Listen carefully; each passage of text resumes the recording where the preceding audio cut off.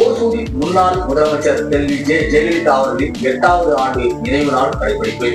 முன்னாள் அமைச்சர் பாலகிருஷ்ண ரெட்டி உள்ளிட்டோர் அஞ்சலி. இன்று தமிழகம் முழுவதும் முன்னாள் முதலமைச்சர் செல்வி ஜெயலலிதா அவர்களின் 8வது ஆண்டு நினைவு நாள் அனுசரிக்கப்பட்டு வருகிறது.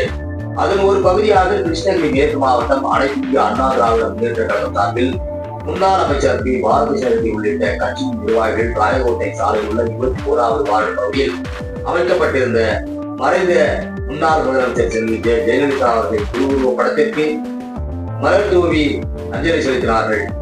இதில் 41வது வார்டு மாமன்ற உறுப்பினர் குபேரன் என்கிற சங்கர், அம்மா பேரவை மாவட்ட செயலாளர் சி ஜெகதீஷ், எம்ஜிஆர் மன்ற செயலாளர் ஜேபி என்கிற ஜெயபிரகாஷ், ஓட்டுநர் அணி சென்னகிருஷ்ணன், மாவட்ட துணை செயலாளர் மதன், சில்பா சிவகுமார், கும்கி என்கிற ஹேமகுமார், மாநகர கழக செயலாளர் எஸ் நாராயணன் மற்றும் கட்சியின் தொண்டர்கள், இந்நாள் முன்னாள் நகர பேரூர் கழக பொறுப்பாளர்கள் உள்ளிட்ட ஏராளமான அதிமுகவினர் கலந்து கொண்டு 2 நிமிடம் புரட்சி தலைவர் அம்மா அவர்களின் நினைவு நாளை தொடர்ந்து மௌன அஞ்சலி செலுத்தினார் என்பது குறிப்பிடத்தக்கது.